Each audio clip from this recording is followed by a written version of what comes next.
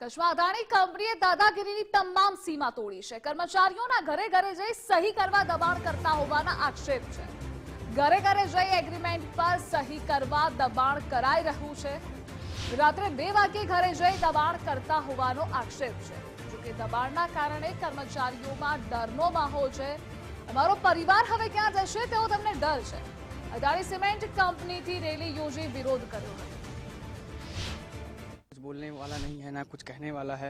यहाँ तक कि इस मैनेजमेंट हमारी सारी बातें जानता है, हमारी सारे प्रकरण को जानता है कि हम हमारी डिमांड क्या है, हमारी चाहते क्या हैं। हमारे जो 18 आदमी ऑलरेडी उनका पंच बंद करके गेट पे बिठा दिया गया है। हमारी डिमांड केवल वही है, उन आदमियों को अंदर ले लिया जाए और हम अपना टूल डाउन हटा देंगे। हम अपना ये धरना प्रदर्शन हम खत्म करके अपने काम पे चले जाएंगे और मिनिमम वेज लागू कर दिया जाए और 18 आदमियों को अंदर ले लिया जाए। हमारा ये जो धरना प्रदर्शन खत्म हो जाएगा। लेकिन किसी भी आदमी को मतलब मैनेजमेंट के किसी भी आदमी को कुछ दिखता ही नहीं है, उनको फर्क नहीं पड़ता है।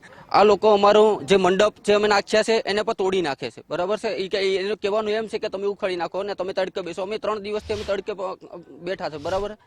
हवे આવી રીતના આ નિર્ણય નથી આવતો કોઈ જાતનો પણ। પછી એ લોકોનું એમ કહેવાનું છે કે તમે લોકો સાઇન કરી દો। તો સાઇન અમારે ક્યાં કરવાની આવે? અમને મેલ દ્વારા તમે લોકો આપી દો।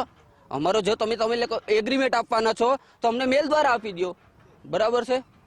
એ લોકોની સાઇન કરાવવાની છે, એટલે સાઇન કરી નાખીએ એટલે અમે લોકો કાઢી મૂકે। धरने पे हम बैठे हैं, कोई निर्णय नहीं आ रहा और हम लोग ये बोल रहे हैं कि भाई हमारे को निकाला है। तो मैनेजमेंट सामने आ नहीं रही है और मैनेजमेंट के साथ लोग हमको रात में भी हमारे भाई लोगों को साथ में आके मिलके परेशान कर रहे हैं कि साइन नहीं करोगे तो आपको निकाल दिया जाएगा, ये कर दिया जाएगा।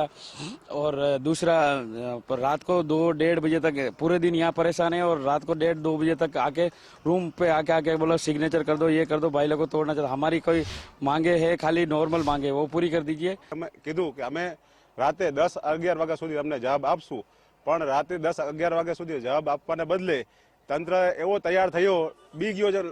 આપણે જે કંપનીનું તંત્ર છે એ તંત્રએ માણસોને ઘરે ઘરે જઈને માણસોને ધરાર એ લેટર દેવા માટે પ્રેરિત કરતા હતા।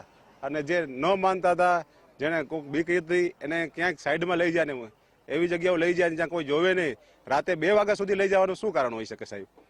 તો આગળ જો પ્રશાસન અમારું સાથ ન દે અમે ક્યાં જઈશ? પ્રશાસનને હજી સુધી અમારું કોઈ સુધ લેવા આવ્યા નથી છે ને, કંપનીના અધિકારીઓ પણ કોઈ આવે નહીં। તો અમારે હવે છેલ્લો રસ્તો શું છે? શું ये कहना है, यहाँ पे इतना धूप में हम लोग 4 दिन से मर रहे हैं।